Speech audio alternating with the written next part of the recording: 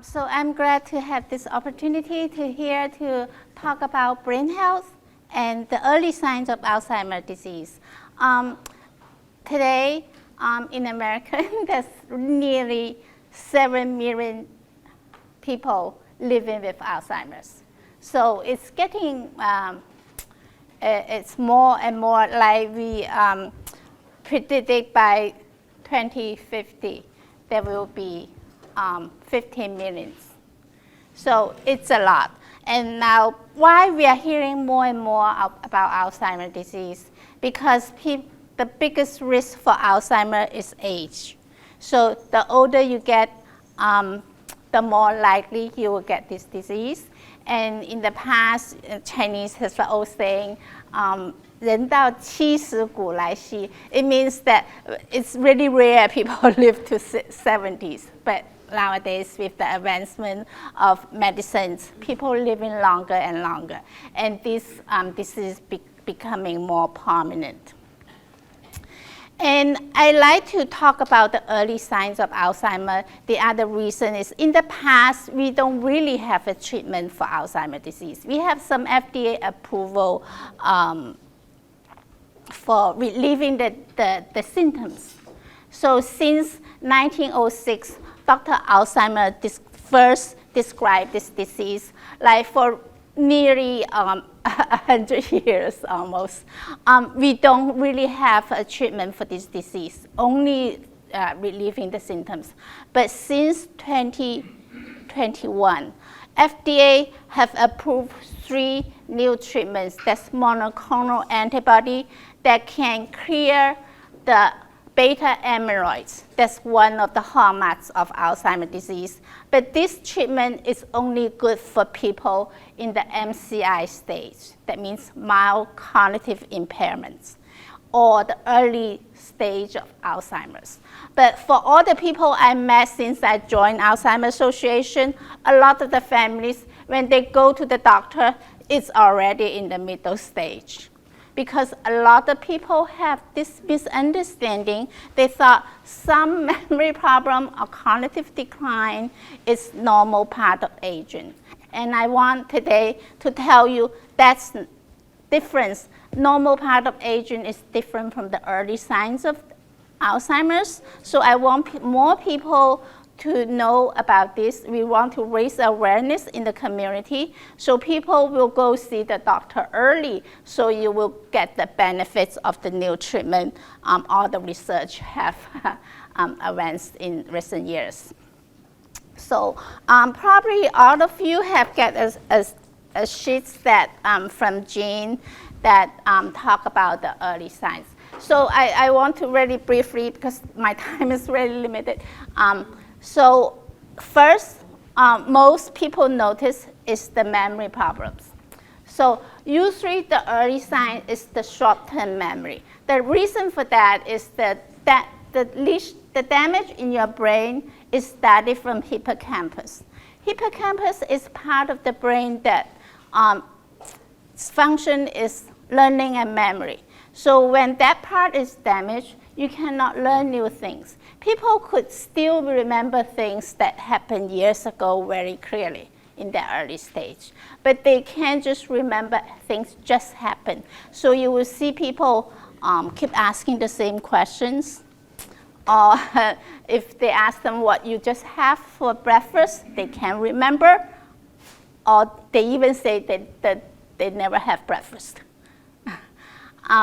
So that's the memory part of it. So the normal aging part is you occasionally you can find your keys when you're about to leave your house, or you forget to pay your bills on time, but after a few days you remember, and those are normal. I miss my glasses all the time. But I can trace back. I can remember when's the last time I have my glasses, or when is the last time I have my keys. You know, if like this morning when I left home, I couldn't find the keys, and I think about it. I said, yesterday when I got home, nobody's home, I must have used my keys. You know, the key has to be inside my house. So I retrace what I did after I entered house. I went to the kitchen and put down the things I bought, and then I go to the my bedroom to change. So I trace my steps, and I find my keys in the kitchen table. So, but for people with Alzheimer's, they cannot remember. They just don't know they don't have the keys, and they can retrace their steps. And the other thing is the executive function is affected. That means they cannot follow some plans or do some plans for some events. If you have a party for the holidays and you invited some guests and you think about the things you can do at the house for that party, people probably couldn't do that. Or if some people, I have a friend that she first noticed her dad has Alzheimer's or have something that's abnormal, is that her dad is really good at cooking. So he loved to cook that 那个叫红烧狮子头. It's something, it's a Chinese dishes, and the whole family love it. But after a while, and they notice that dish is not taste the same. Something is missing, or something is added to it more than it should be. So that's how it happens. And the other thing is they have difficulty doing things they are really familiar with. If somebody is working, still going to work, and they could sit in front of their desk and they don't remember how to do things, and they are just lost. Like we met librarians. You know how in the library in the past, when you borrow a book, they have a stamps, like stamps, what is today's day, when is the book supposed to return? And she's been doing this for 20 years. But one day she go back to the library and she look at that stamp thing and she doesn't know what is that for. So that's how familiar things they cannot do anymore. And sometimes people get confused with the place and times they are in. So they can go to the stores around the corner, they go all the time, and now they don't know how to get home. And they don't know why they go to that store. Like normal aging, we sometimes forget things. Like I sometimes, when I go to bed, I get thirsty and I get up and go to the kitchen, and then by the time I go to the kitchen, I say, why I'm here? I don't know if it's ever happened to you. And then I can remember why I come to the kitchen. I'm supposed to go to bed. And then I go back to bed and lie down and say, yeah, I want to get some water. That's normal. But like, if you can't find your way home, and that's something not normal. And trouble understanding visual image and spatial relationships. So people have trouble adjusting the distance or the color contrast. And like if people still driving, it will be dangerous because they cannot properly adjust the distance between the cars is safe, or if they want to change lanes and they can remember when they look at this sign, they forgot what they seen on the other side. So this is dangerous. So when people have Alzheimer's, if doctor has diagnosed that, the doctor is supposed to notify DMV and ask the people to go back to retest their driving skills and see if they are safe to be on the road. And sometimes people cannot process the things they see. Like people will go to a bathroom, you know how a bathroom has mirrors, and they can see a person there. So why somebody following me come to the bathroom? And they didn't know that image is himself. And sometimes, like when people walk on the floor and the carpet has some patterns and different colors, and if it's a darker color, they would think there's a hole, and they will go around it and they won't step on it. So they cannot properly judge what they've seen. And some people you can take advantage, like family member would put a dark color cushion outside the door so they won't go out. You know how wandering is a big problem for people with Alzheimer's. And like 6 out of 10 would have a wander problem. And if I have time, I can talk about that more. But today, I just have enough time to talk about the early signs of Alzheimer's. They have problems with words, and they sometimes cannot find the proper word to express themselves, and they could stop in the middle of the conversation, and sometimes they cannot find the name to describe things they want to say. Like if they want to know the time, they couldn't say the watch, they would say the clock on your hand. And if and they couldn't find the toothbrushes, and they would say something, they would try to make up a word that's something that you clean your teeth and you put something on and put it in your mouth. And they couldn't find the names that properly describe that thing. But they still know what they're looking for. And sometimes they have problem reading.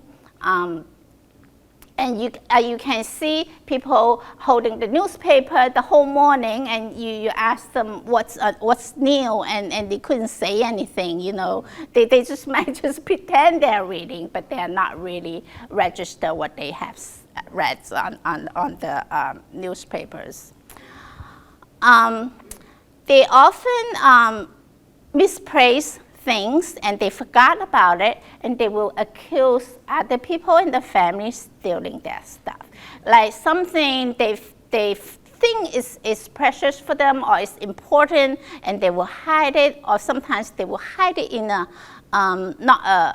a usual places.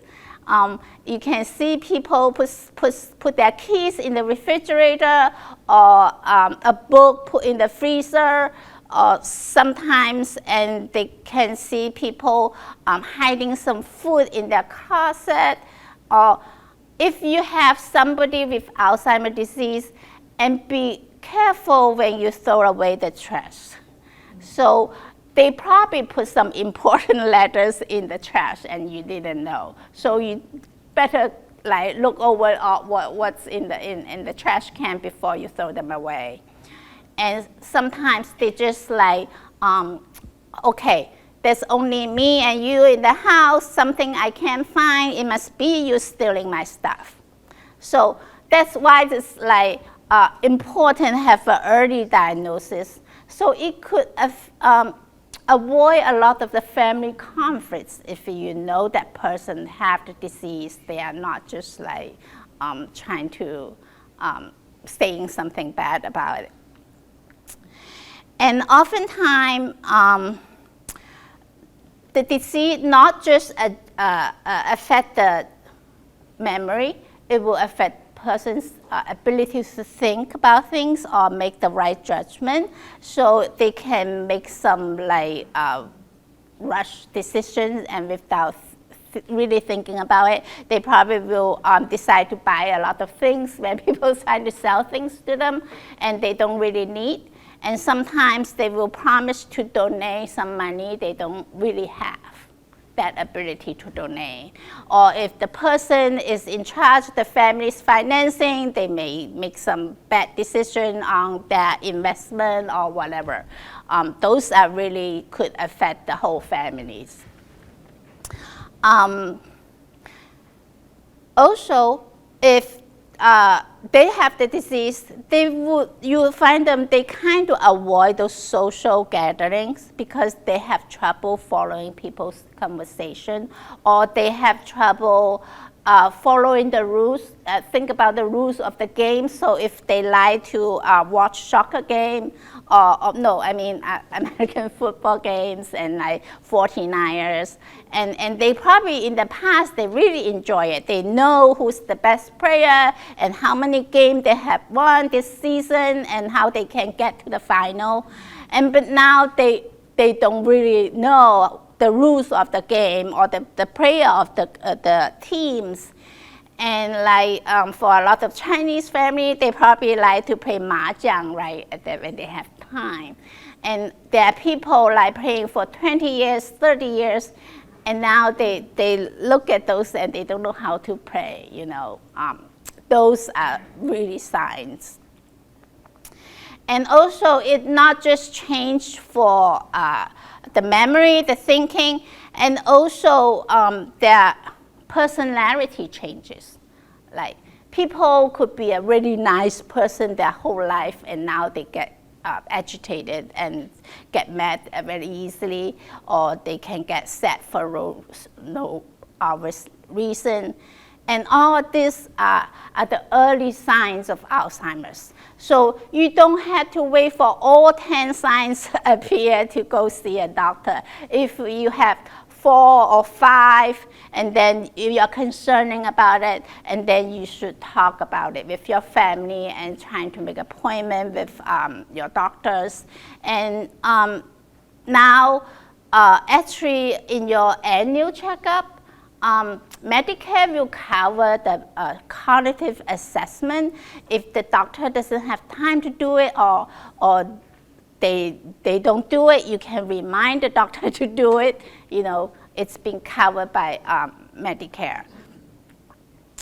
And so what if, unfortunately, somebody have the disease, and then I want everybody to know Alzheimer's Association is a national nonprofit organization, and we are the biggest funder of Alzheimer and related dementia research nonprofit organization. Our funding to research is just like next to the Chinese government and the US government. So it's the biggest nonprofit. And we have a 24/7 helpline. Everybody can call from anywhere, anytime.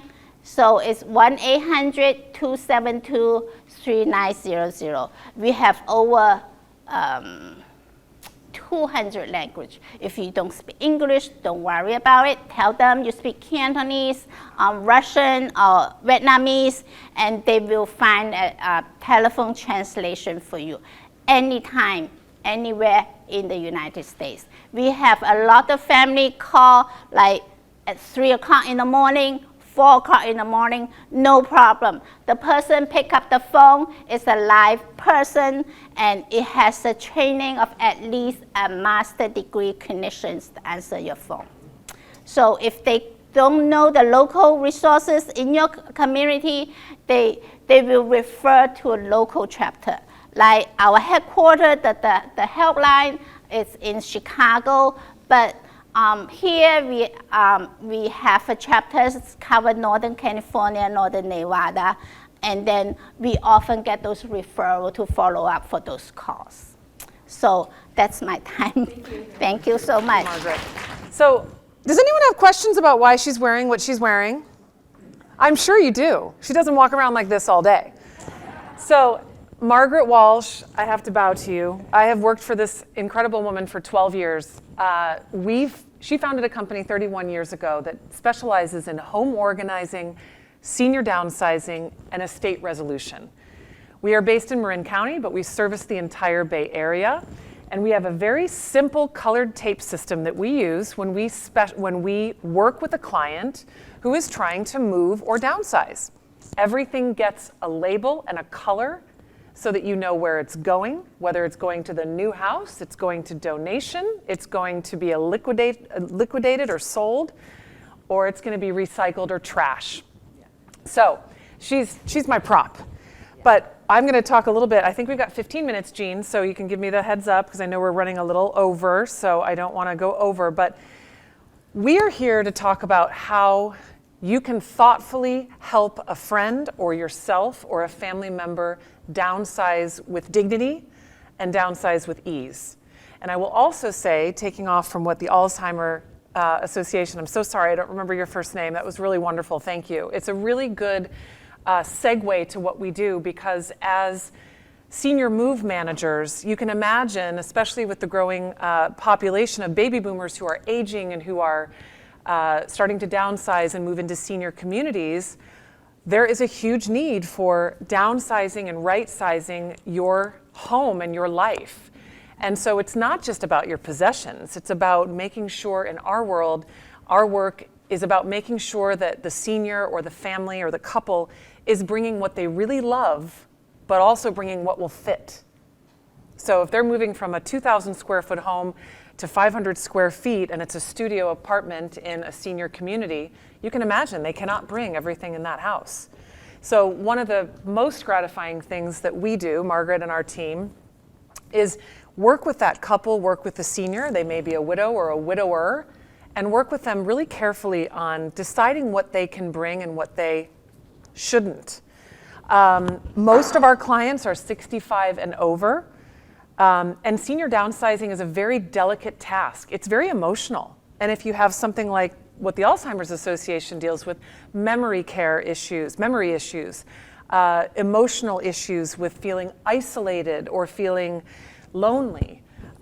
We even deal with seniors who have been a victim of financial abuse, right? We have friends who have dealt with floods and natural disasters in their homes and have to move. So we're brought in all kinds of really delicate situations, and sometimes it's just a life change. It's a senior who is no longer willing or interested in upkeep of their house. They don't want to landscape the yard anymore. They don't want to have to mow. They don't want to hire a house cleaner for $400 a visit to take care of 2,000 square feet that they don't use.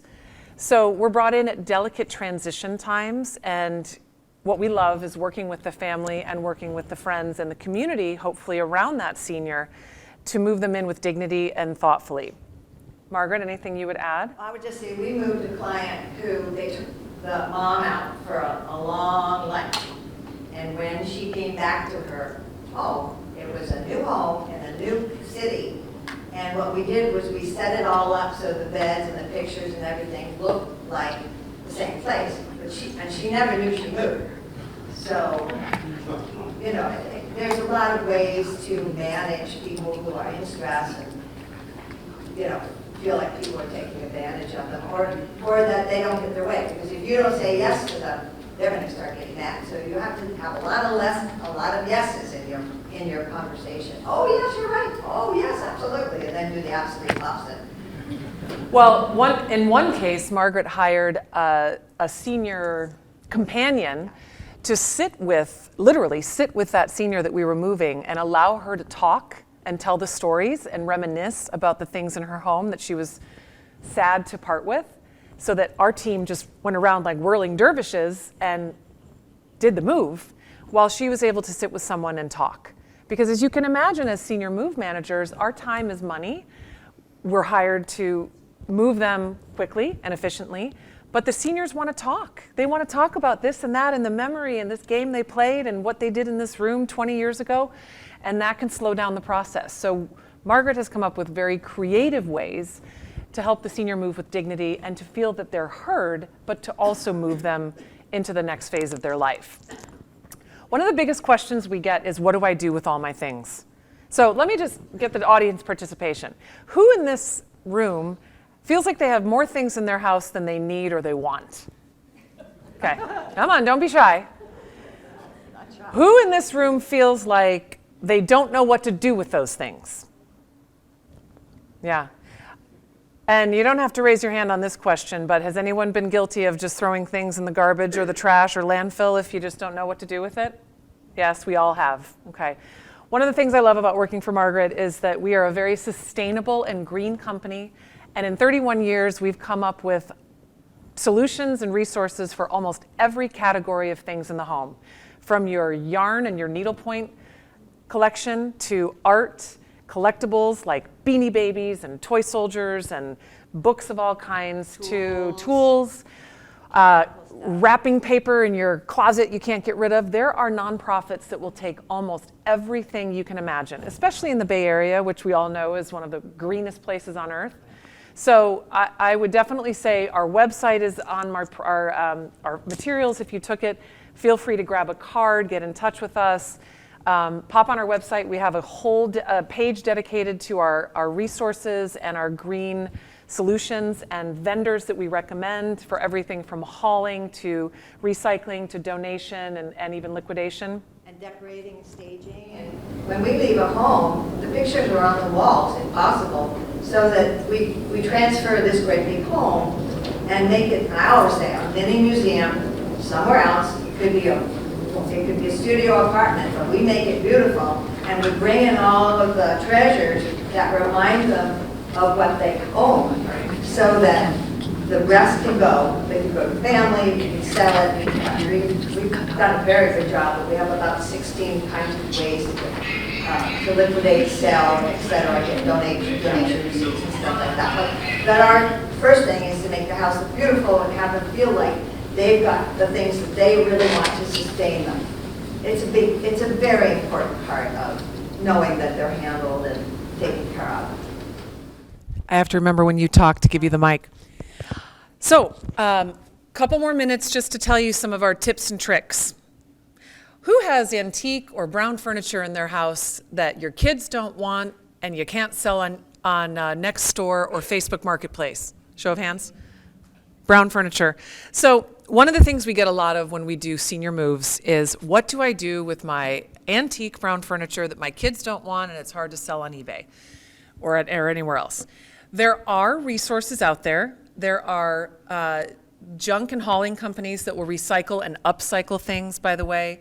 There are online resources like Facebook Marketplace, Nextdoor, eBay, Cherish, First Dibs. There are lots of places, if you Google it, or you can get on our website, there are lots of places that you can go with those types of things. Another thing is, before you start to downsize, if you yourself are downsizing or you're helping someone else with downsizing, make sure to check the house for treasures. There could be cash inside books. You might have a piece of jewelry inside a cigar box. We've found it all. We found it all in these years we've been doing this. So as you said, you don't want to check the trash necessarily every day, but just make sure that you're taking an inventory of what you have in your home. And you can use a colored tape system like this. You can use the little dots that you can find at the office supply store. Except that they can pull the finish off furniture, so be careful if you're trying to sell that or keep it. Just to say, this is very special tape that we bought. For the red example, this is for garbage because it can only be on the furniture for about a day or two. But each one of these has a duration that you're allowed to put it on a piece of furniture before it destroys the furniture. So be very careful of those dots because you lift the dot up and it's going to pull the varnish off. So we invested in very expensive stuff so that your furniture will be taken care of. Right. And the other biggest thing you can do for yourself is start making lists and or make decisions of what's in your home. I remember when my grandmother was aging, she put a little dot on the bottom of every piece of heirloom around the house or at the bottom of a piece of furniture. She was smart. She didn't even know about these tapes. And so when she was downsizing and then when she ultimately passed away, my brother and I, my dad and his siblings, we all knew what she intended for each of us to have. And because she, as we say, she didn't leave the problem or the burden to her heirs. We always say, don't leave it to your heirs. And people say, well, what do you mean? My heirs want my things. Oftentimes, they don't want our things, right? The millennial generation, the Gen Z generation, even Gen Xers like me, we don't necessarily want or need or have room for the things coming out of our parents' homes. So the best thing you can do as a family member or as a senior yourself is to make decisions. Even if you don't write them down or they're not listed in your will or they're not listed on an insurance policy, make sure you know and can ideally write down, because we might forget, where you want things to go. Margaret, I'm going to start to wrap up, Jean, a couple minutes. One of the things we can also help with is finding a reliable vendor, mover, hauling company. I will say, if you're considering a move or you have a loved one considering a move, don't just hire the mover you see with a truck down the street. Don't just hire two strong men in a truck necessarily. Not that if it's a real company, not that they're not great. You do want to make sure that the mover that you hire is insured and is checked out by either the Better Business Bureau or the Chamber of Commerce, because there are a lot of, let's say, uninsured movers out there and guys that may not operate with integrity. And most importantly, if something gets lost or damaged, you may not be able to file a claim. So finding the right mover is really crucial to the right move. Even if it's a small move, we can't recommend that highly enough. Right, and when I'm doing a long distance move, I do full value. The insurance is 60 cents a pound, which is worthless. Then they have a $250 deductible, then they have a $500 deductible, and then they have full value. And anytime I'm doing a big, expensive house with a lot of treasures, it's always full value, because to tell you the truth, no mover honors anything but full value. So you're pretty much wasting your money. they're not gonna answer your calls. They're not gonna pay you back for things that they broke. I had a move that went to Southern California, and it was a $50 hourglass thing, $500 hourglass clock, and the movers wouldn't pay for it. So, you know, you learn the hard way, and I don't want you to have to come across that and have it be upsetting to you. I've learned everything. All my gray hair came from making mistakes. We've made some ourselves, and we've learned a lot from them, and we've fixed them, and we come up with great solutions, because there's almost nothing we haven't seen in all these years. So I'm going to leave it there. I appreciate it. We will be here at the end until noon if you have any questions, and thank you, Jean, for having us. This is really special. Thank you, everybody. Morning, everyone. I'm Michael Wong of Long-Term Care Resources Pacific, and we're a national company, and what we do is we do long-term care planning for alumni associations and professional organizations. So if any of you went to any of the University of California's, any state colleges, we're your partner in helping you plan for long-term care. So how many people have had experience with long-term care, taking care of relative, parent? Has anyone had experience with that? So a couple of people, and personally, I'm kind of on round two. I took care of my parents back in the 2000s. Now we're currently doing it with my father-in-law right now. So, you know, what is long-term care? So when you came here today, you know, you got up from bed, you know, used the restroom, maybe had some breakfast, got dressed. You know, those are things that we don't even think about when we get up in the morning. But long-term care is basically needing help with those basic things, you know, eating, bathing, dressing, transferring, using the bathroom, and just moving around the house. And in general, in the past, people have always thought long-term care is for seniors. Oh, I'm under 65. I probably won't need help until I'm older. Well, what actually happens is nowadays, a lot of our clients that have activated their long-term care insurance are under 65, about 40%. And the reason is it's because of stroke, accidents, you know, the Parkinson's disease. So it affects a lot of younger people and more often than what people think. So where do people receive care? So I remember growing up, my dad was a social worker in the East Bay, and he would always tell me, you know, when I get old, I don't want to go to a nursing home. And that's kind of like the 70s and 80s thought of long-term care. But really, most people want to be in their home. Most people are comfortable in their home, their family's around, so they want to be at home. So 75% of the care that is provided to people is at home. So what's about the other places, the assisted living facilities and skilled nursing? So about 10% of the people go to an assisted living facilities. So you think of the Atria, you think of the Sunrises. And you know, why would people move their loved one to those facilities? Well, sometimes you know, they need 24-hour-a-day care. Sometimes this level of care is just too much for a single person, like a caregiver or a family member, to accomplish, so they'll move them to an assisted living. So then on the handout, you look at the skilled nursing facilities. Well, what's the difference between the assisted living and the skilled nursing? And it comes down to the medical. So in the skilled nursing facilities, they have medical staff 24 hours a day.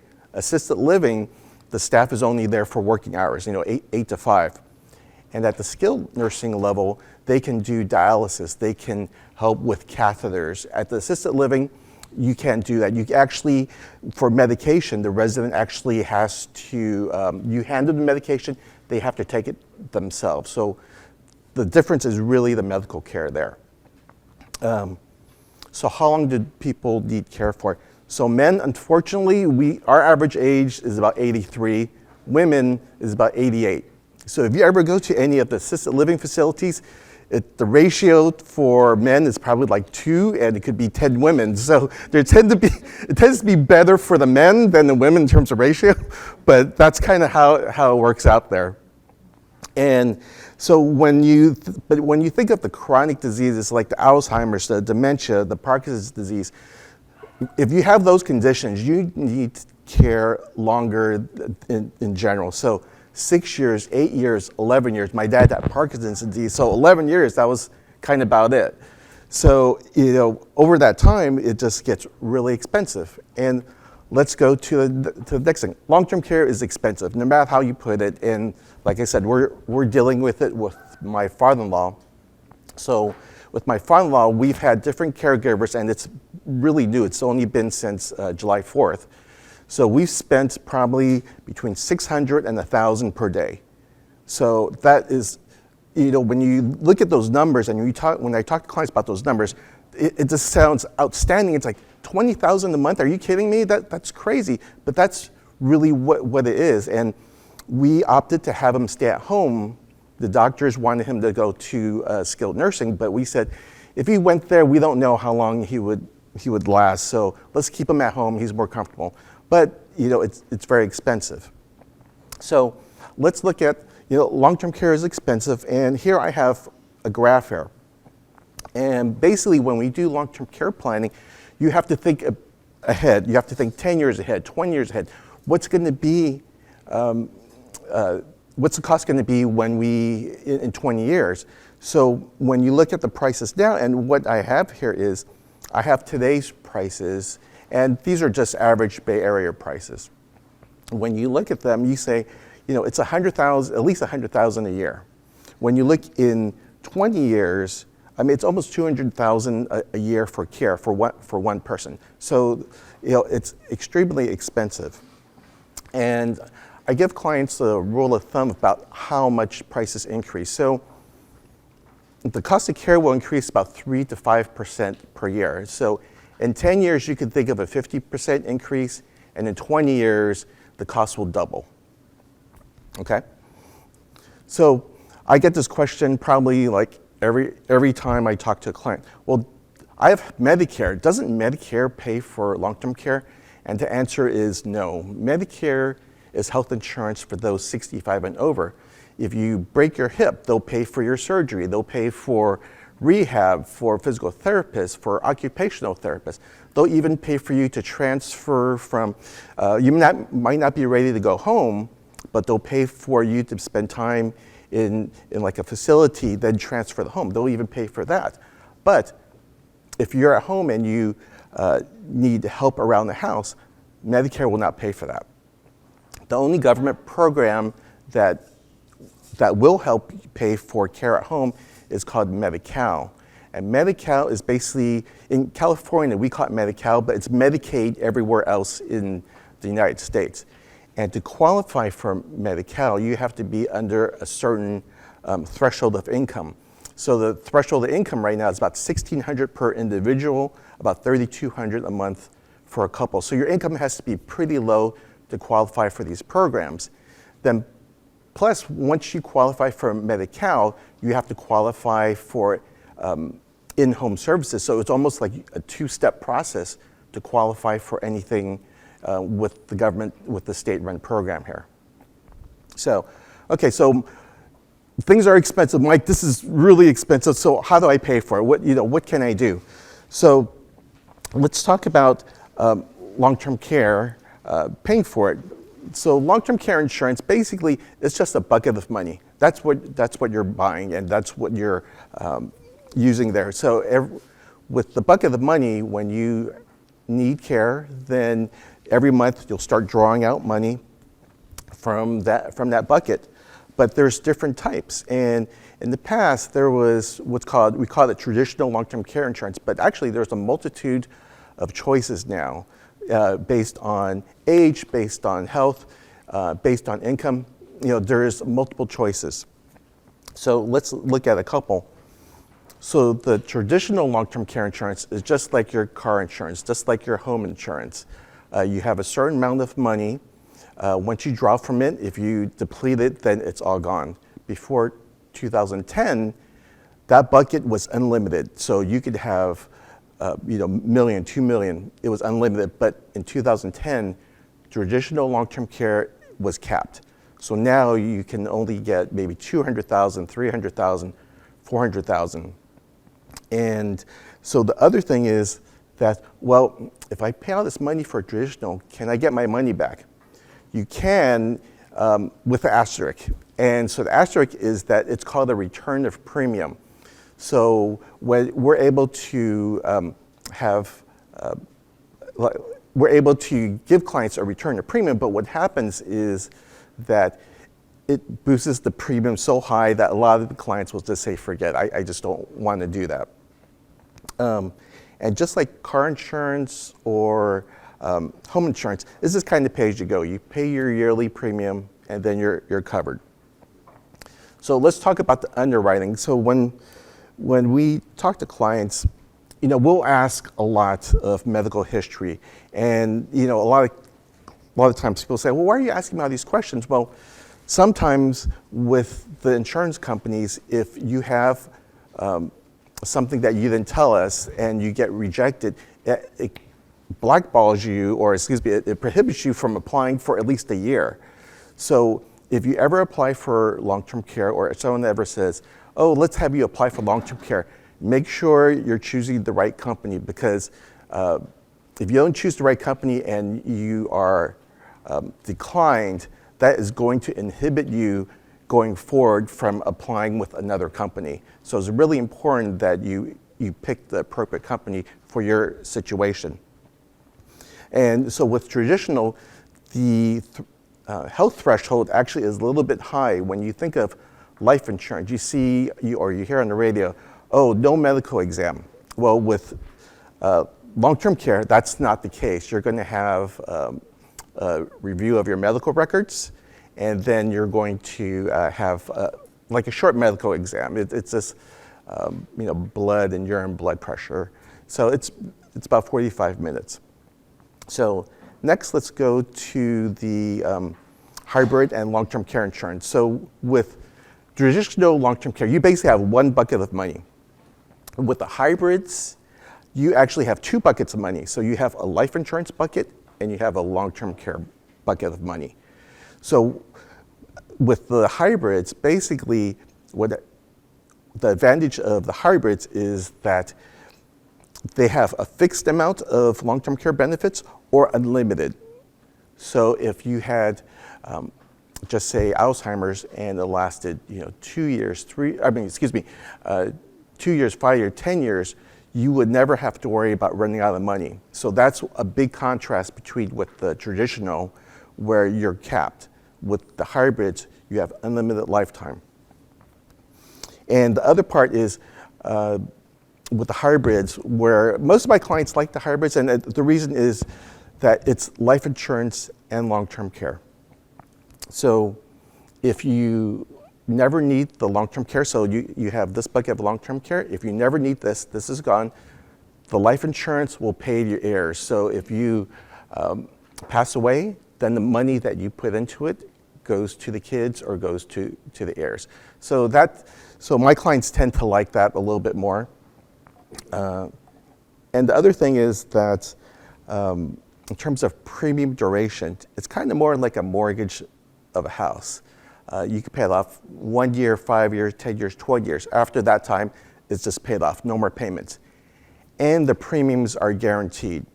One of the complaints about traditional is, oh, I got a letter, my premiums are going up 10%, 20%, 30%, which we've had in the past. With the hybrids, the premiums are guaranteed, so no more increase in premiums. And one other thing that's unique about the hybrids is that a lot of people, sometimes they just, they're close to retirement, the kids are out of the house, but maybe they don't have like a lot of cash flow, but they have a good amount in retirement. So you can actually use retirement money. So for a 401k, SEP IRA, you can actually reallocate money from your retirement to a hybrid long-term care policy. Or the other thing is, in real estate, there is the 1031 exchange where you can exchange real estate. In life insurance, there is a thing called 1035. It's kind of the same thing. So just say when you got married a long time ago, you bought this policy, maybe a cousin was agent, you bought a policy, now you have this whole life policy, but it didn't do anything with it. You could actually repurpose that and move that from your old one to something like a hybrid policy, so you could kind of revitalize your policy, your old policy from before. And let's talk about the underwriting. So with the hybrids, the underwriting is easier than traditional. They'll have a phone call if you're over a certain age. They'll might do some cognitive questions on the phone. But if your health is very clean, we've had clients where after a phone call, then they look at your client's medical records, then you're like, okay, we're good to go. Sometimes they'll ask for a medical exam, so it really depends on everyone's situation. But it's easier to qualify for the hybrids than the traditional. So let's look at the last column, so annuities with long-term care insurance. So with these, it's fixed to unlimited benefits, but the annuities, you can't use retirement money, and you have to basically use either an old annuity or use cash for this.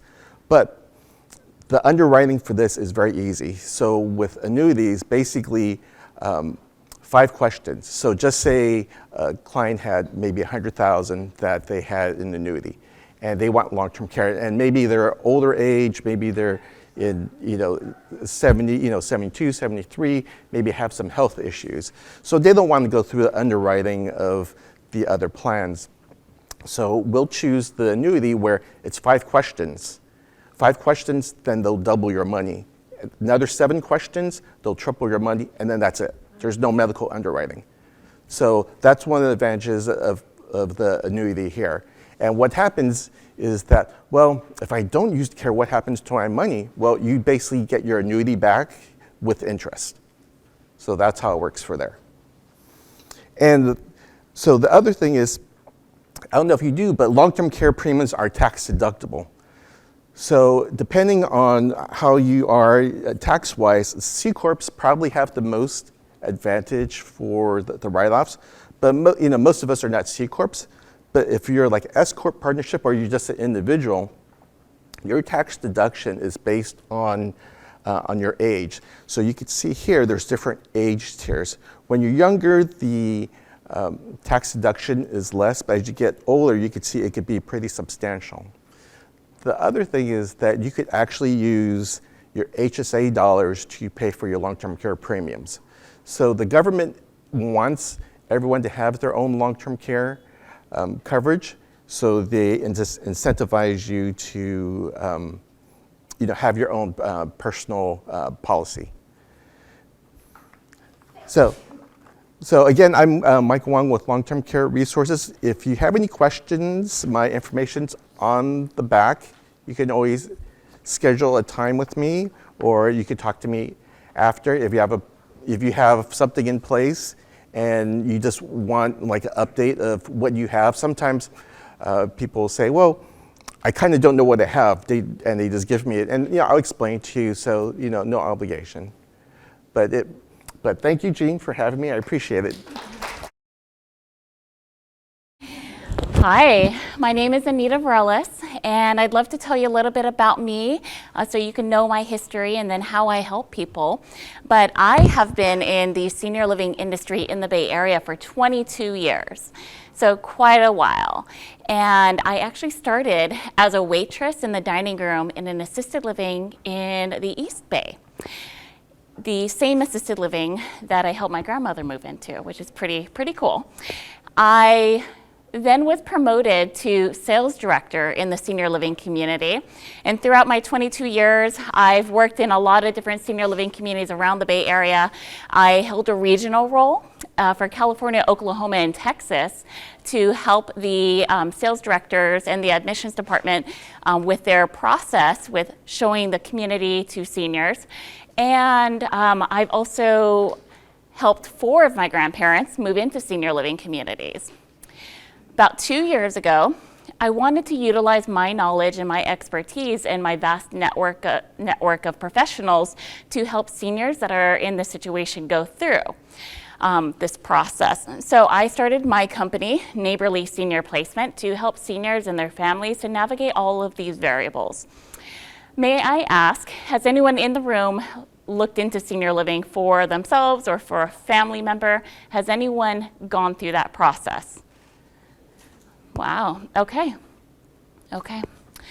What I find is a lot of people doing this on their own. They are doing it most of the time in a crisis situation where they see something has happened or changed with their loved one. The Alzheimer's Association showed some signs of dementia, and that's usually something that triggers a family member to start looking for senior living options. And when someone starts looking for senior living options, what do? Nowadays, everything's online. So you usually do a Google search, senior living in Millbrae. And all of these things pop up. You get advertisements popped up, maybe a couple communities. Now there's all these new terms that no one's prepared for. Assisted living, independent, what is a skilled nursing, what is a nursing home, what is this thing called a boarding care? And you are making calls, you're trying to get a hold of somebody, the sales directors aren't available, you don't know the difference between an assisted living and a skilled nursing. Who's going to pay for these options? Does Medi-Cal pay for the options? Medicare, long-term care insurance, all of these variables. Is this a good community? I have no idea. We hear the horror stories about these communities. How do we know we're putting our loved one in a good place? How do we know what our loved one needs? How much can they afford? What does senior living cost? All of these variables, which is why I started my company. Over 22 years, I've been to, I'd say, about 90% of the communities in the Bay Area. I know the sales directors, I know the executive directors. They are friends of mine, close colleagues. I have access to a network of knowledge that I want to utilize to help people. So I started my company. There are multiple people on my team, and we help people throughout California. I'm local. I'm in San Bruno. We're neighbors. And I want to talk a little bit about the different types of senior living communities and what they cost. And I have a handout for you. And so there are two sides. Senior living options is the one that I'll start with. Okay? So independent living. These are communities that may look like a hotel, may look like an apartment community. And they are for people 55 plus. Some have different amenities, some have a dining room, some don't.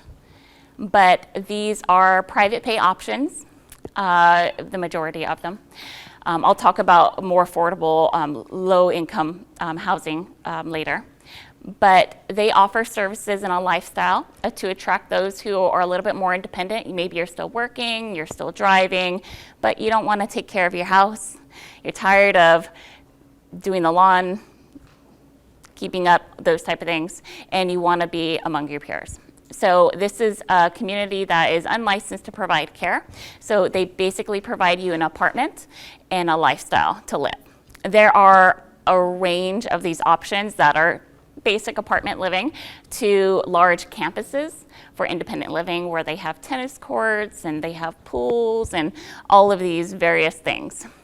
There are independent living communities that are a month-to-month contract, which is really nice. You just pay the monthly fee and then you could move out if you wanted to, go back home. And then there are the larger ones, the more luxury style that have these large buy-ins from a couple $100,000 to a couple million.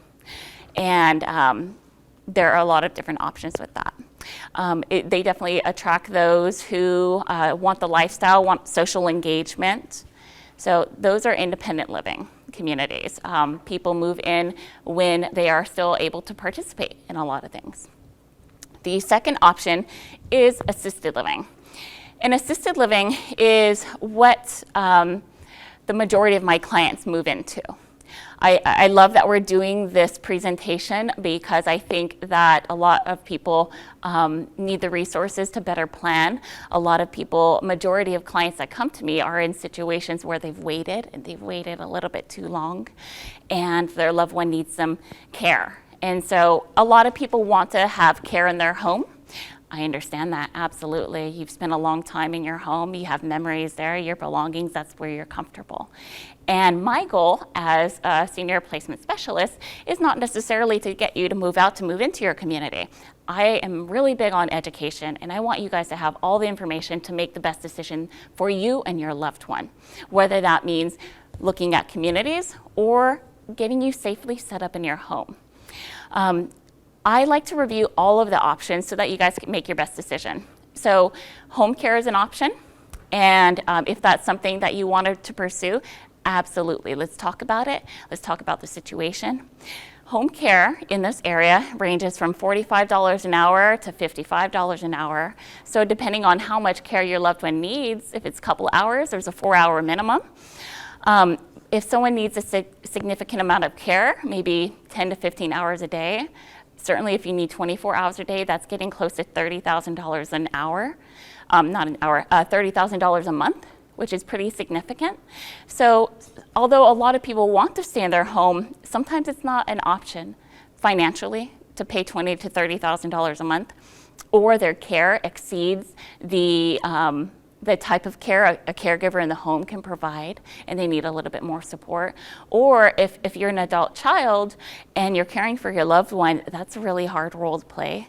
And sometimes it's helpful to have a community care for your loved one. That way you can maintain the parent-child relationship. And so we look at communities. Communities in the Bay Area range anywhere from $5,000 a month for a shared room, over $20,000 a month. That's a major gap, major gap.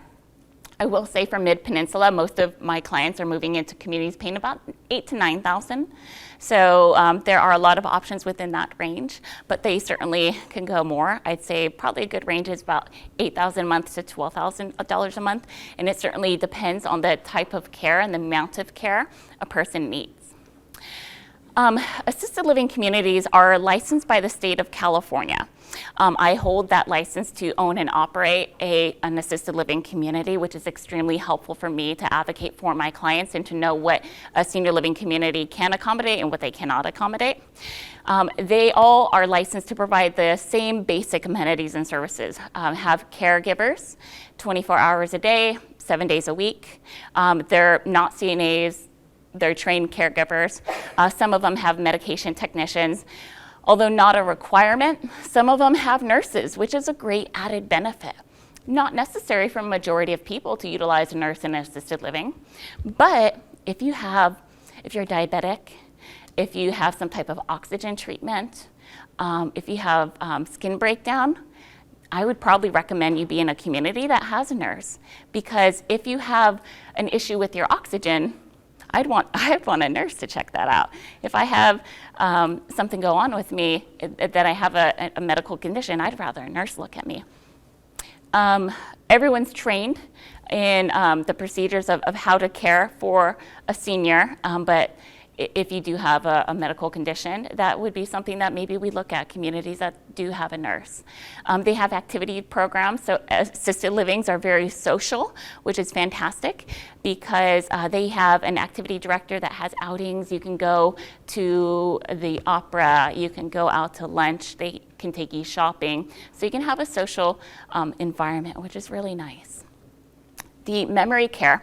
A memory care is a term that refers to either a portion of a building in assisted living that is dedicated and locked as a wing, often for people who have dementia. Now, a lot of communities differ on this, and this is important. If you have a loved one that has dementia, each community is so uniquely different with their comfort level, with their training, with their policy on how they care for dementia. And there's a lot of different types of dementias that affect the brain and your behaviors differently. So you want to find a community that has experience with what your loved one's dementia is. They are secured units, and often they have a higher staffing ratio because people with dementia need a lot more guidance throughout their day, and they need a lot more hand-holding. There are some people who have dementia, and it's the very early stages, my grandmother included. My grandmother's in assisted living. She can still do a lot for herself, but I do notice it. But she's appropriate to be in assisted living. And each community is going to be a little bit different. Some communities will say, oh, dementia, you have to be in the locked community. And it's not often black or white. Each person is an individual, and we want to assess that individual to make sure that they are in the appropriate and the safe environment. My grandmother has dementia. She's very social. She still dyes her hair red, does turquoise eyeliner. She's loving life. It would be not appropriate for my grandmother at this time to be in a smaller setting with people who are maybe a little bit more progressed. So we want to think about my grandmother's mental health as well, and make sure she gets the appropriate care, both physically and mentally. So memory care communities are fantastic. They specialize in dementia. All of their caregivers have a lot of experience to do a lot of hand-holding, the gentle touch. There's a lot of techniques that we train caregivers on, of how to interact and how to redirect and how to respond. We meet them where they are. People with dementia are in their own reality. And so, who are we to tell them, no, that's not true? We meet them where they are, and we go with that. And then there are boarding care communities. A boarding care community is a smaller home-like setting, like a lot of the homes in the Mid-Peninsula, 3-bedroom, 2-bath type situation. They are communities that usually someone gets the license that I have, to own and operate, and they make modifications to the home, and they have typically 6 beds available in the home. So they're often shared rooms. Sometimes they can be private, but it's a much smaller setting. So imagine a home and with 6 seniors in it and maybe 1 to 2 caregivers. And the caregivers are there, they're cooking the meals, they're doing some activities depending on the person's level of engagement, and they're providing the care. Those communities are really good for people who are at risk for falling, and they have some mobility challenges because you get a really, really high staff to resident ratio. So you have somebody with their eyes on your loved one, which is really good for cognitive issues. And then also they're one of the more affordable options with shared rooms starting at $5,000. The price is usually an all-inclusive rate, which is really nice. Compared to an assisted living community, you have the price of your apartment, which includes the amenities and services, and that might be $5,000 or $6,000 for a studio in this area, and then your care is on top of that. And there's a couple of different ways that they determine what type of care you need. That can be a point system, and for everything that you need, you calculate a point, or it could be a level system, and there's pros and cons to that. But you have 2 costs that you are responsible for monthly, and that can add up. Whereas the boarding care, it's consistently that rate, and that's it. You can anticipate what that would be. Then skilled nursing. Skilled nursing is more of a medical model, whereas assisted living, boarding care, that's a social model. A skilled nursing is, think of it as a mini hospital. They have licensed nurses there around the clock. They have a physician that does rounds there. They do more advanced medical needs, whereas assisted living has limitations on the type of care that they can provide. Skilled nursing is for people who need some pretty intense care. And there's been some recent programs that have been developed because we have a limit of skilled nursings, and there were a lot of people in skilled nursing that didn't really need to be there. They didn't need the oversight of an RN 24/7.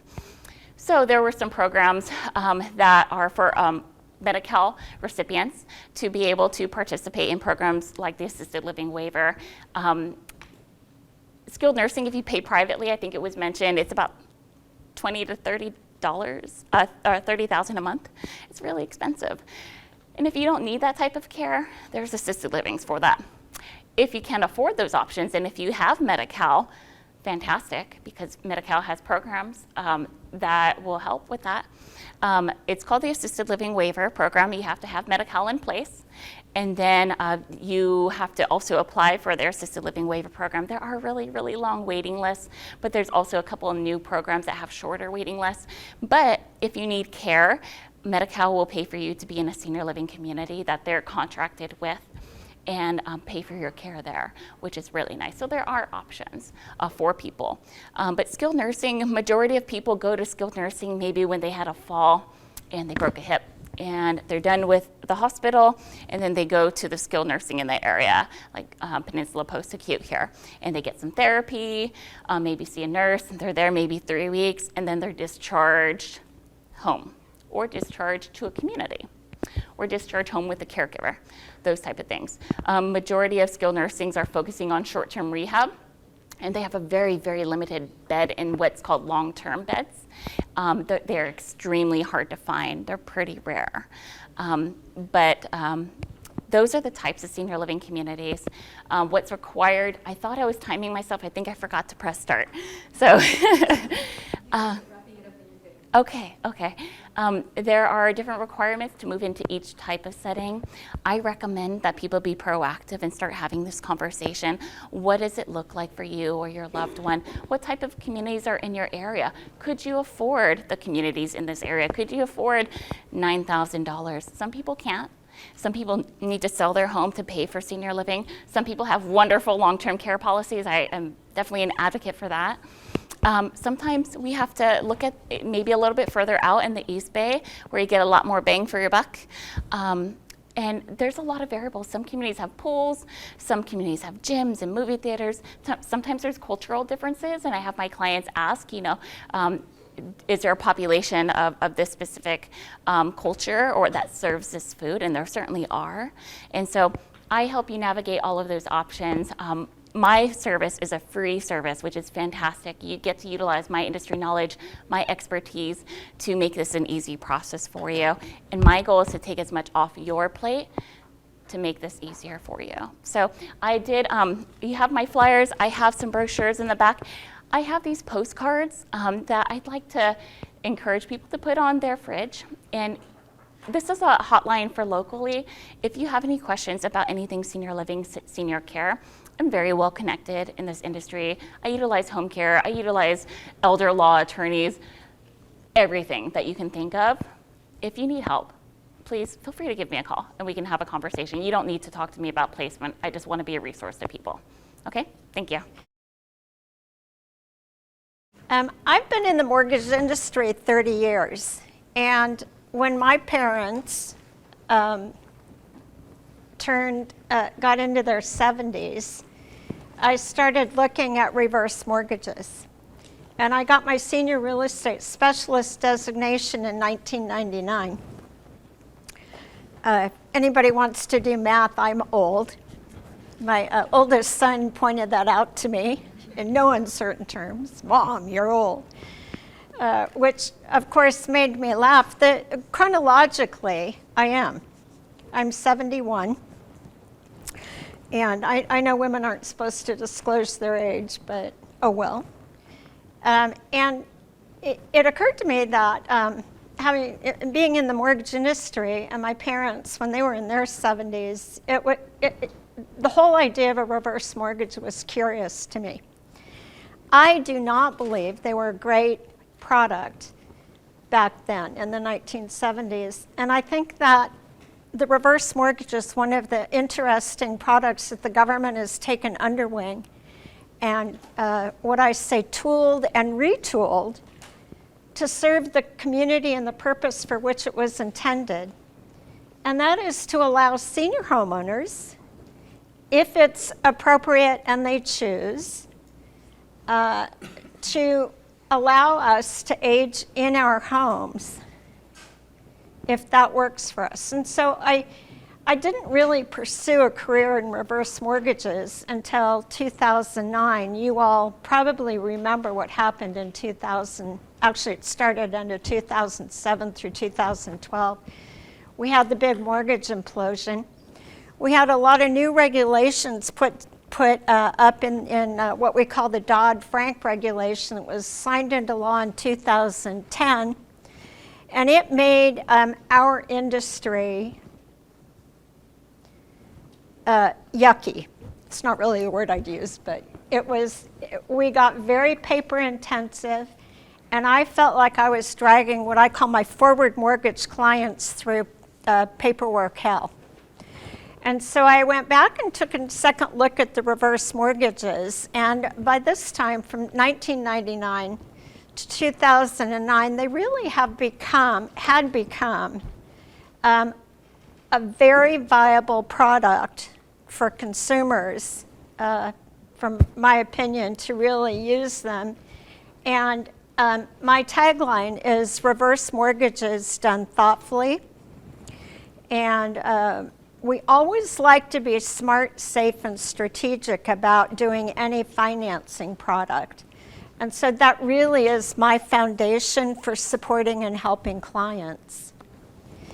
In regard to the topic of today's presentation, Family Matters, Caring for Aging Parents, I'm happy to talk a little bit about what I would recommend if you are a child, and if you're a parent, this applies to you too, or if you're a homeowner, this applies to you. So what I want to say is you can use a reverse mortgage to help take care of your aging parents.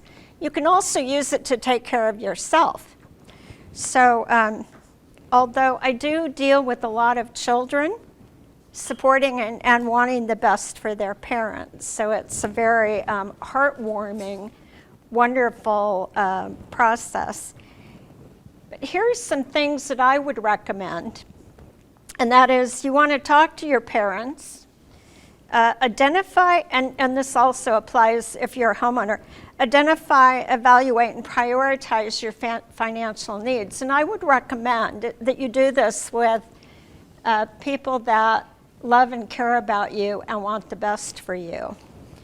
Have an open and honest conversation about immediate and ongoing needs.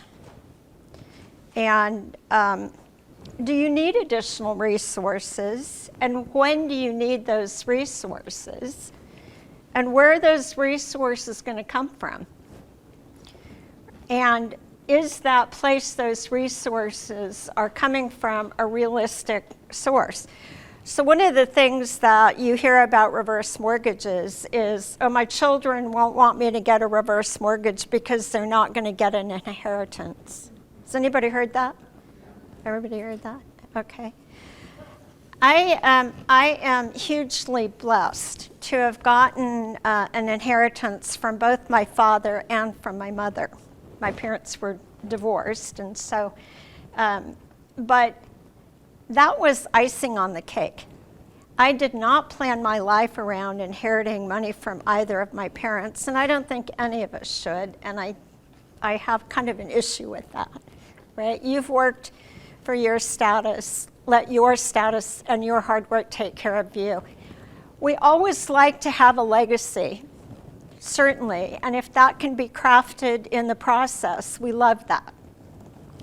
The first priority in your life should be taking care of you, and as I've said, in my experience, it has always been the intent of the children as well to take care of their parents. The other thing I would recommend that you do when you start talking about finances is consult a financial planner or a financial advisor. They can help you understand too, and they give you a different perspective, a different opinion on what you're looking at. The other thing that I think is critically important is to consult with a tax professional as well to understand the implications of getting a reverse mortgage, selling your property, staying in place, whatever that might be, there's the word gestalt, you all familiar with that, the whole big enchilada, the big whatever. And so you want to know as much as possible about how your decisions are going to be impacting you. And then the next thing I want to say, in particular about reverse mortgages, if it's something that fits your needs, if it's something that you choose to do, then make sure you have a plan in place to deploy the assets that you get. You get that equity out of the house. A house is an illiquid asset. You can't take that house to the grocery store and buy a loaf of bread, or to the gas station and fill up your car. So how do we use that equity? And I'm old enough to know that we used to talk about our homes as our nest eggs. Anybody remember that? Our nest egg? Oh, this is my nest egg, right? And we're in this area in particular, we are hugely blessed if we've owned our homes for a while. We've amassed a lot of equity in that house. How do we free that equity up to make our lives better? And the reverse mortgage is one of the ways we can do that, right? But you want to make sure that you've got your eyes wide open to the extent that you can so that you understand kind of what it does for you, what it does to you. And then the other thing that I think is really critical is to make, if you're a child, or if you have children, or if you've got aging parents, you want to make sure that you maintain good, open communication. I believe that communication is the hallmark of every relationship. And then you want to keep in touch with your parents. If you're parents, you want to keep in touch with your children. If you don't have children, then you want to keep in touch with the people that are important and, again, love and care about you and can support you. And the last comment here is plan for the future as best as possible. Polish up that crystal ball. None of us know what's going to happen, so what we do is the best we can do with what we have at the time. The reason these seminars are so critically important, I think, is that this is information that you don't get off the street. This is planned, targeted information that can help you make good decisions for your future. So I have some more time. Does anybody want to hear anything else specific about reverse mortgages? Pardon? You can buy a home with a reverse mortgage. So let me tell you a story.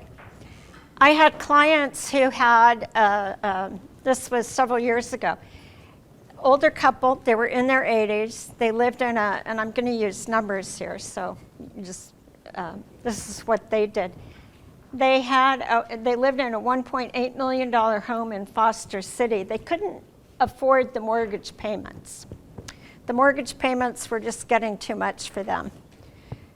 So but they still wanted to live in the area. They were very active seniors and took care of themselves and had great lives. But they really couldn't afford that mortgage payment comfortably. And so what they did was they sold their $1.8 million home in Foster City that they lived in for 40 years.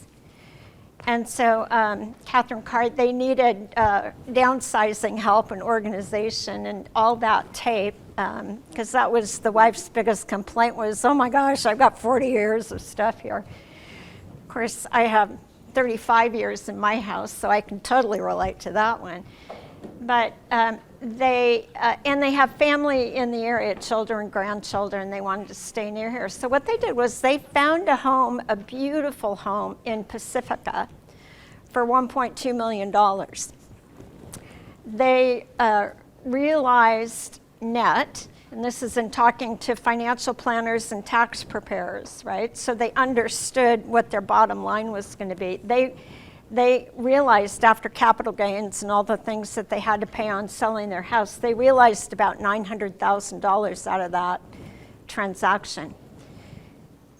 So what they did was they identified and purchased this $1.2 million home. And I got them a reverse mortgage purchase loan. It required them to put about $600,000 of that $900,000 down on that property. And they moved into this beautiful home in Pacifica that fit their needs within driving distance of their children, and certainly for their children to drive to them. And they kept that $300,000 so that they could put that into an investment or whatever made sense for them at the time. And they go into the home with no mortgage payments, right? So there are 6 criteria for our health and well-being. Air to breathe, water to drink, food to eat, and the 4th one is shelter. The 5th one, because I'm sure you're all going to want to know what the rest of them are, right? The 5th one is sleep, is critically important to our health and well-being. And then I had a friend say to me, who's a fitness trainer, she said, Laura, there's another one. And I said, okay, movement. You want to get out and walk and move, which is why the 7th inning stretch, I think, is a great idea. But so we're always going to have a roof over our head, some manner of roof, whether it's assisted living, which is important. In a senior community, my mom lived in the Meadows down in Los Gatos. I don't know if anybody's familiar with that. I have lots of friends in Saratoga Community Center down there. So it's either that, live in your home, or rent a place, right? So you have options, but I think one of the best options is being in control of that roof over your head. And so if it makes sense for you, this I call it right sizing, right? If you want to right size into a different home, you actually can use a reverse mortgage. I have another client right now in San Mateo who I did a reverse mortgage for. He wants to move out of the area. He can sell his current home in San Mateo, pay off his reverse mortgage, take some of the capital proceeds out of that home, purchase a home in Sonora for himself, and have no mortgage payments. Does that make sense to everybody? Everybody follow? Jean, do you have time for questions? Yeah.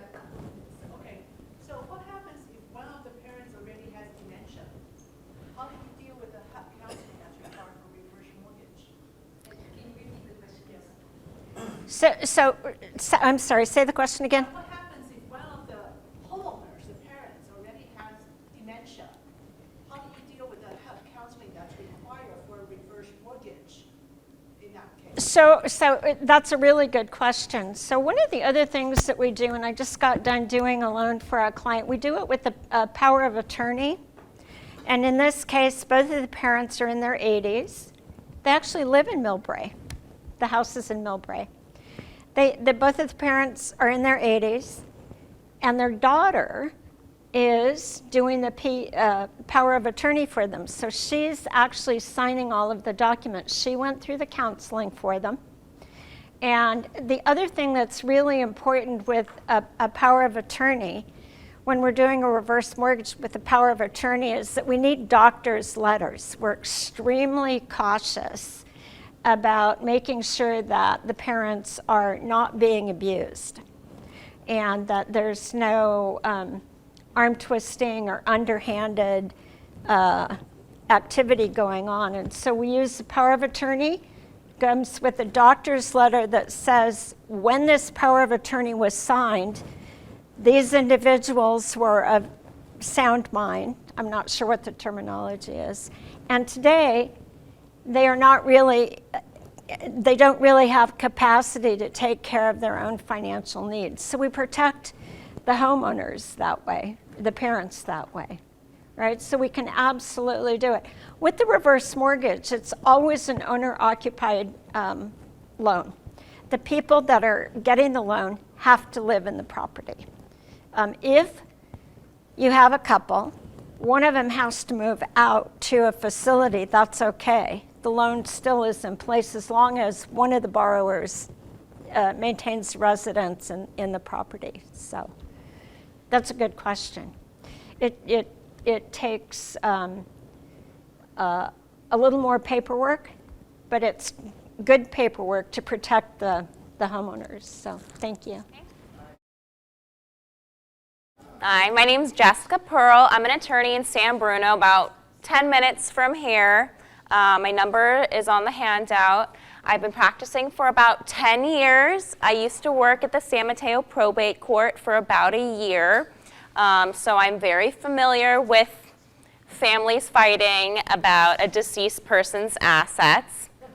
I'm going to try and talk at a very high level so that we don't have to get into the nitty-gritty. But if you have a lot of assets, multiple homes, you are going to want to see an attorney and make sure the estate plan is tailored for you and what you need. But on a high level, this is what everybody should have: a power of attorney for your finances, a power of attorney for your health, your body, called an advanced healthcare directive, a trust of some nature, depending on, again, how much you own, something called a memorandum of trust, which is what you give to financial institutions to prove you have a trust, and then a will, which basically complements your trust and helps you avoid probate. So what is an advanced healthcare directive? It is a power of attorney over your body. While you're married, your spouse automatically has this power over you. But if you're single or you're widowed, you need an advanced healthcare directive to give somebody power to make medical decisions for you. I use some pretty morbid examples, so take it for what it is. But let's say you are in an accident, okay? You're in a coma. You obviously can't make decisions for yourself. That paper that you have hopefully drafted with a lawyer will give someone the power to speak to your doctor for you, to consent to surgery while you're in a coma, to monitor your medications, to deal with your pain relief, to pull the plug if that's where the timeline takes you, to talk about donation of your organs if the reason you're in a coma is because of a car accident or something, to collect your medical records and give them to whoever's filing that lawsuit on your behalf. If you do not have this healthcare directive and you are not married, in order for someone to have this power over you, they have to ask the court in what is called a conservatorship proceeding. And that proceeding is expensive, time-consuming, and it lasts for the rest of your life, unless you pop out of that coma. It's also very invasive, because the court is going to need proof that you need this conservatorship, so they interview your doctor, they do a medical exam, the whole works. In an emergency, it still takes time, so there will be no one to act for you in an emergency.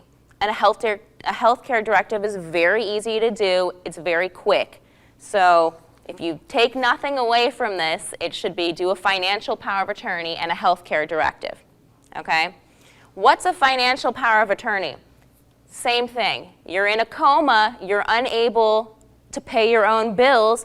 Your financial power of attorney tells the world, your bank and the government, who can write checks for you, file your tax return for you, sue that bus company that ran you over, get you disability, get you a reverse mortgage, deal with your non-trust assets, finances that are personal to your body. I know that sounds weird, but that would be like SSI, Medicare, Medi-Cal, your retirement policies, 401ks, life insurance, pensions, annuities. There can be two types of power of attorneys. You can have a power of attorney that takes effect immediately upon signing. You sign it, you have now bestowed upon your agent the ability to act for you. They don't have to, but they can. That can be good in an emergency. Or you can get a power of attorney that's called a springing power of attorney, and it springs forward to take effect to when you've lacked capacity. So that means in order to use the document, your child, your friend, your neighbor will need a doctor's letter showing that you are incapacitated. For a power of attorney, when you put your name on that person's account, that is not their account. That is still your account that they are on as DPOA, durable power of attorney. They can write checks for you, they can pull money out for you, but ultimately when you die, that asset is still part of your estate. A lot of things I see are joint tenants, like accounts.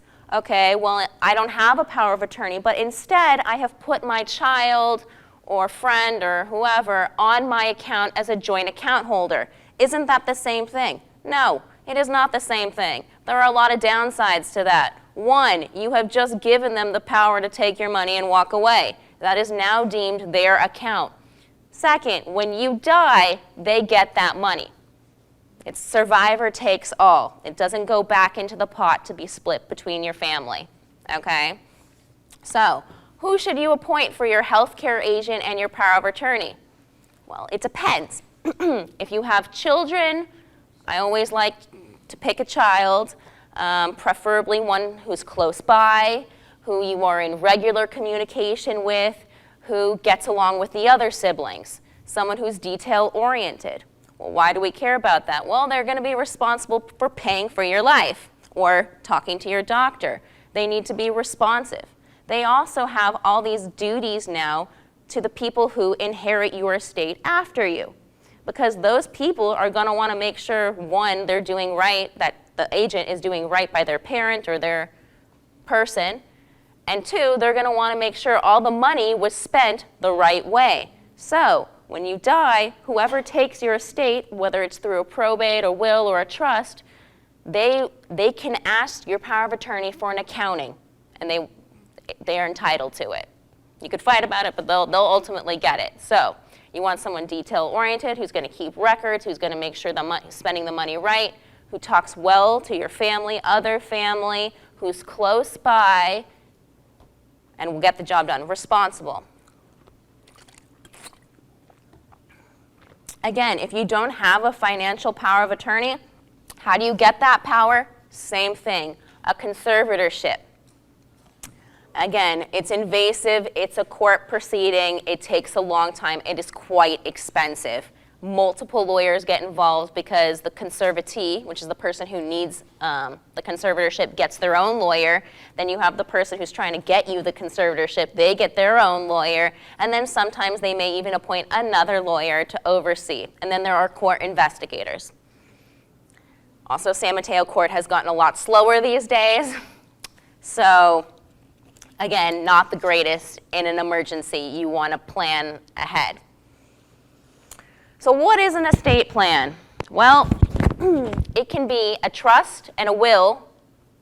That's basic, and then power of attorneys. In California, you want to avoid a probate. Probate will pass title to your assets if you either have only a will or no will. If you have no will, it passes through what's called intestacy. The law, the probate code will say who gets your stuff. For example, I had a client, she was actually taking care of her brother's probate. I was bugging her for like a year. Hey, Sharon, you really need your own estate plan.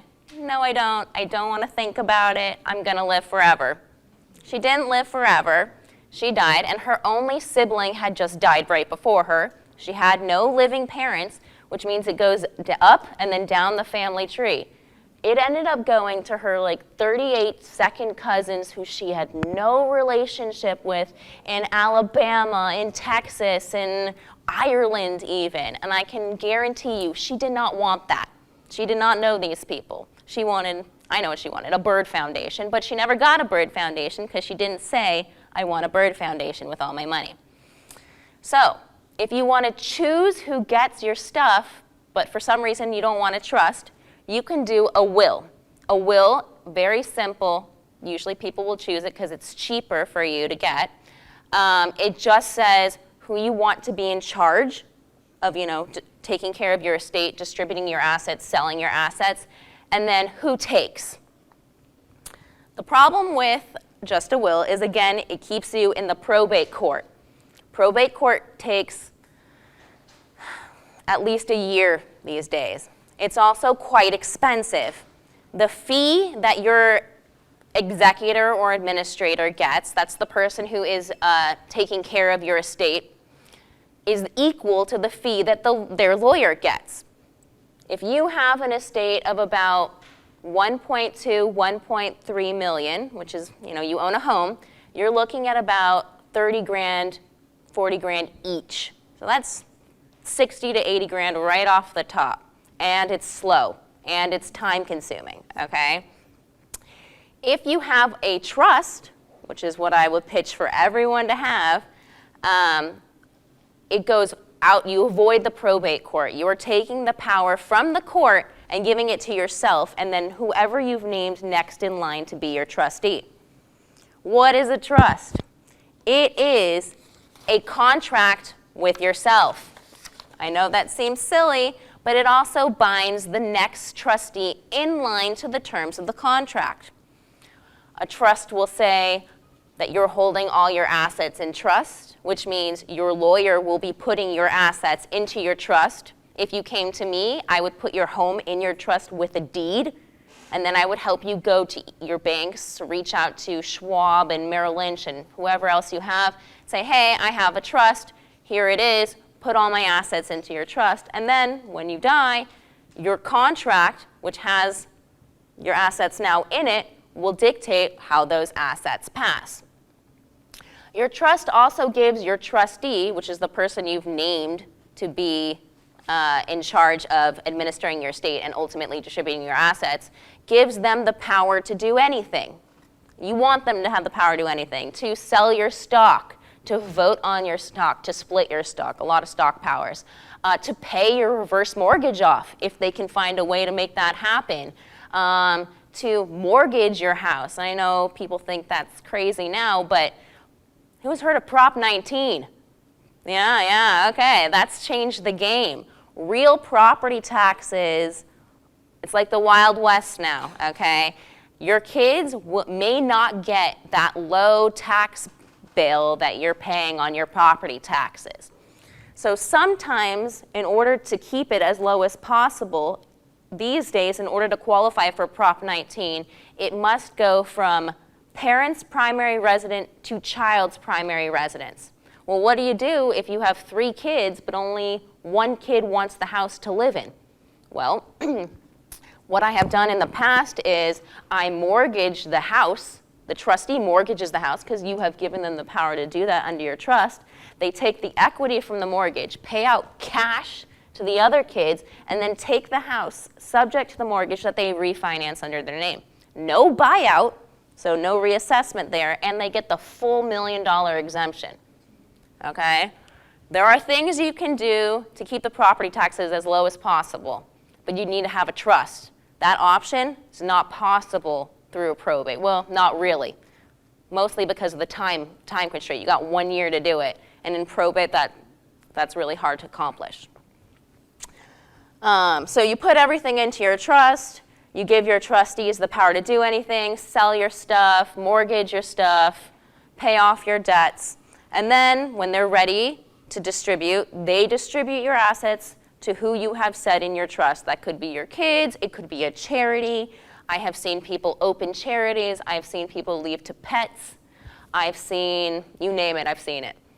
Anything is possible. I like to keep it simple, but again, your trust, anything is possible. What do you do if you have a lot of assets? Okay, again, if you have more than $5 million in assets, okay, there are things we can do to shelter your estate from estate taxes. So right now, you have an exemption of $12 million a person. That's a lot. You know, regular folks don't really have to do any estate tax planning for that. But it's going down. It's going down to $5.5 million per person next year, like middle of next year. So if you have over $5.5 million at the time you die, whatever's over is going to get taxed about 45%. It's quite significant. Yeah, it's very significant. That may force people to sell an asset they don't want to sell. And yeah, like I said, it's a death tax. You've literally already paid taxes on that before, and now you die and you have to pay taxes again. So what can we do? Well, there are types of trusts that can shelter your assets from estate taxes. Again, I'm just not going to get into the specific types of trusts, but as a married couple especially, there are lots of options.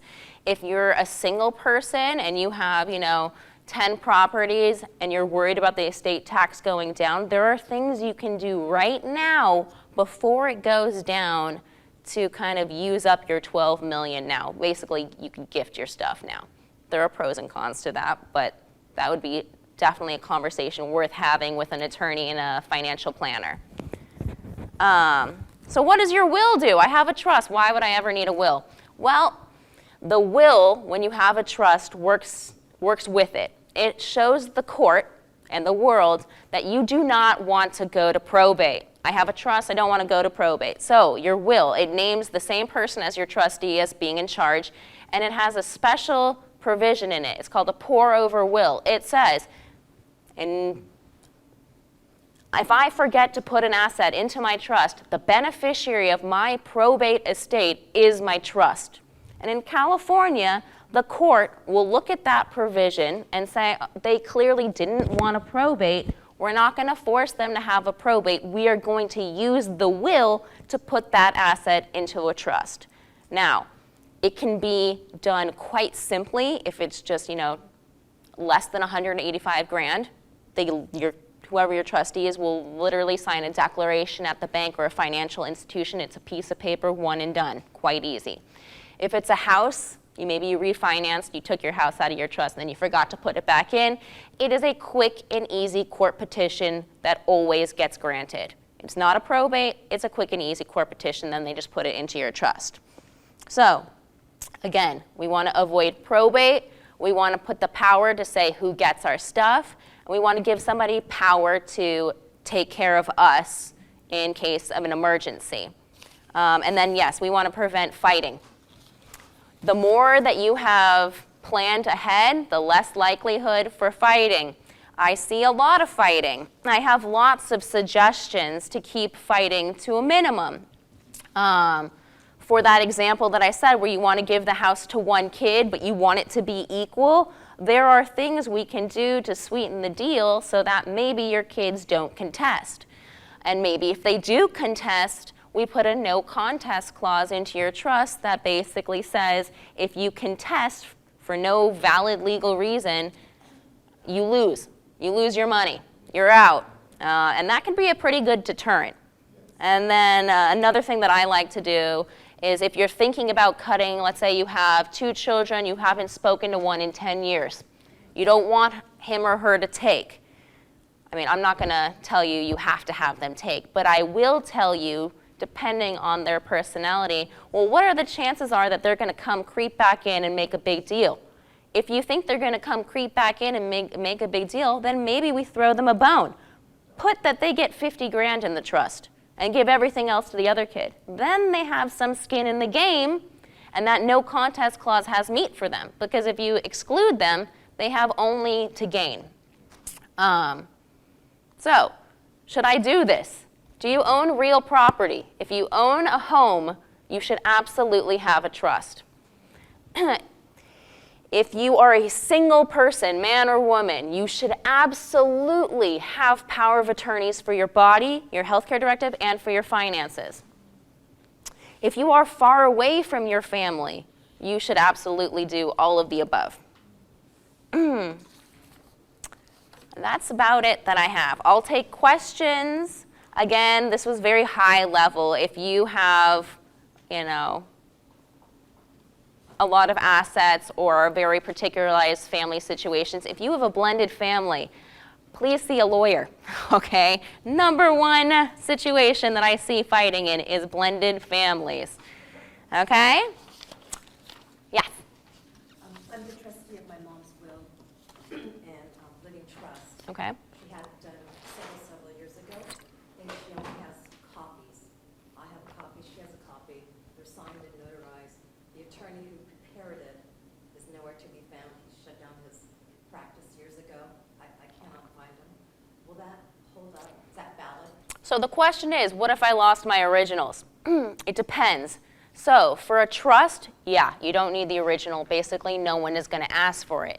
If you only have a will and you're going to probate, that's a big deal, okay? Because the court wants to lodge the original will, okay? However, I have probated many estates where they lost the will. If you have a declaration from the drafting lawyer or the current lawyer, the most recent lawyer of the person who's passed, stating they've seen me for X number of years, to my knowledge, they've never revoked this document, that usually passes. Like, I can get it to work. We do have a new probate judge, and he has proven to be more difficult, but I still think you would be okay. If you want, give me that person's name who retired, and there is a San Mateo County Bar Association listserv, like an email blast I can send out to basically every San Mateo County bar lawyer to see who took over his files. But it sounds like I'd be okay. Yeah, I think you're okay. If you have not looked at your trust in 10 years or more, look at it, okay? That's another thing that I highly recommend. Some people have what's called an A-B trust, which means on the first death, you're supposed to split everything in half and split it up, and a lot of people don't need that anymore. And I spend a lot of people's money getting rid of that. So I highly recommend looking at your old documents to make sure that they still are what you want.